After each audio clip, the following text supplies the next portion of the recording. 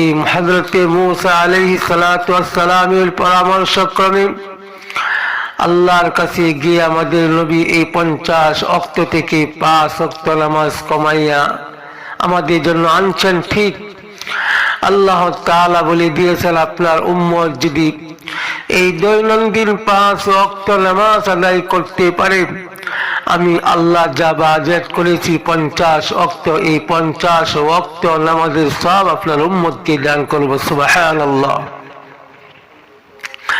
যদি আমরা না পড়ি তাহলে কার কি অপরাধ, কার কি শাস্তি? আল্লাহ রাসূল সাল্লাল্লাহু আলাইহি ওয়াসাল্লাম বলেছেন, ওয়ালা তাতরুকুন্না সালাতান মাকতুবাতান মুতাআম্মিদান, তোমরা ইচ্ছা করে ফরজ নামাজ ছেড়ে দিবা না। ফাইন্না মান তারাকা সালাতা মাকতুবাতান মুতাআম্মিদান, যারা ইচ্ছা করে ফরজ নামাজ ছেড়ে দিবে, ফাকাদ বারিয়াত মিনহু জিম্মাতুল্লাহ, আল্লাহ তাআলা তাদের উপর থেকে দায়িত্ব উঠিয়ে নেবেন। দুনিয়া আখিরাতে তাদের ব্যাপারে আল্লাহ তাআলার কোনো জিম্মাদারি থাকবে না এই বান্দার ব্যাপারে। অন্য হাদিসের মধ্যে আছে, ইন্না বাইনার রাজুলি ওয়া বাইনাশ শিরকি ওয়াল কুফরি তারকুস সালাত, নিশ্চয় একজন মুমিন বান্দা মুশরিক এবং কাফেরের মধ্যে পার্থক্য হচ্ছে নামাজ ছেড়ে দেওয়া। নামাজ আমরা ছেড়ে দিই, কত ভয়াবহ অপরাধ।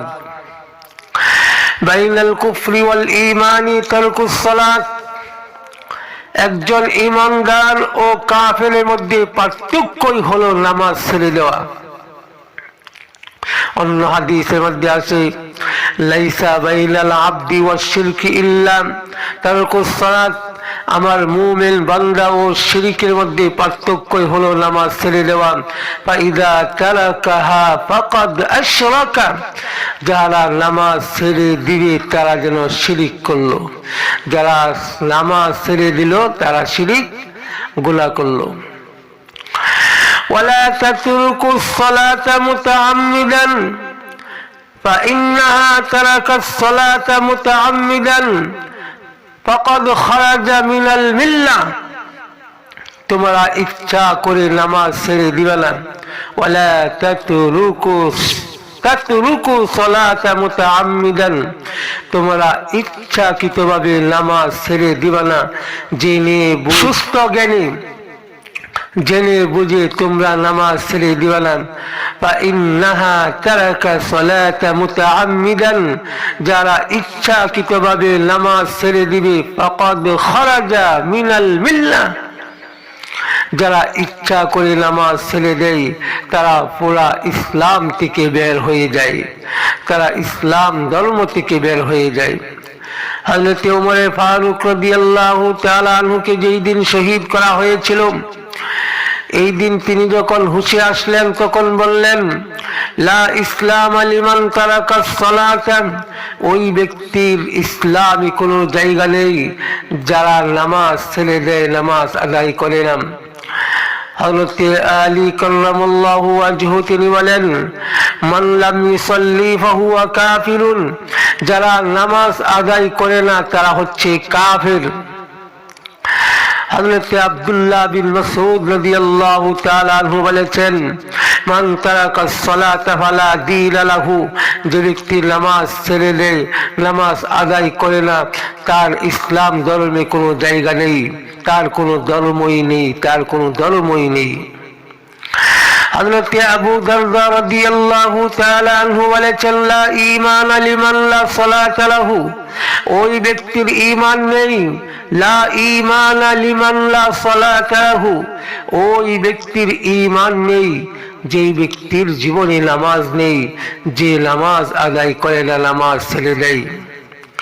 কিয়ামতের দিন সর্বপ্রথম আল্লাহ তাআলা বান্দার কাছ থেকে নামাজের হিসাব নেবেন। আউয়ালু মা ইউহাসাবু বিহিল আবদু ইয়াউমাল কিয়ামাতিস সালাম, ফাইন সালুহাত সালুহা সাইরু আমালিহি ওয়া ইন ফাসাদাত ফাসাদা সাইরু আমালিহি, কিয়ামতের দিন সর্বপ্রথম আল্লাহ সুবহানাহু ওয়া তাআলা তার বান্দাদের কাছ থেকে নামাজের হিসাব নেবেন।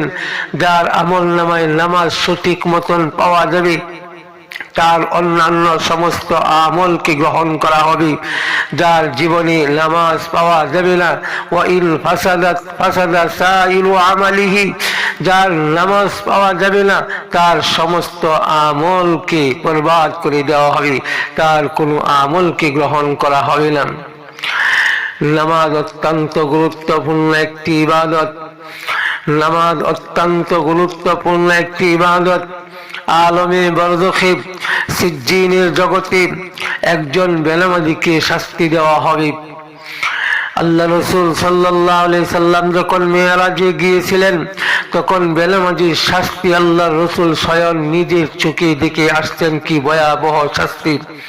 যেই ব্যক্তি নামাজ পড়বে না তার হাসর হবে ফেরাউনের সাথে, তার হাসর হবে কারুনের সাথে, তার হাসর হবে আবু জেহেলের সাথে। যারা নামাজ পড়ে না তা হয়েছে আল্লাহর জমিনের মধ্যে সবচাইতে নিকৃষ্ট লোক। আল্লাহর জমিনে এর চাইতে নিকৃষ্ট লোক আর হতেই পারে না। যারা নামাজ পড়ে না তাদের কোনো দোয়া কবুল হয় না, আল্লাহ তাআলা তাদের কোনো দোয়া কবুল করে না। যারা নামাজ পড়ে না কোনো নেককার বান্দা দোয়াও তাদের জন্য কবুল করা হয় না।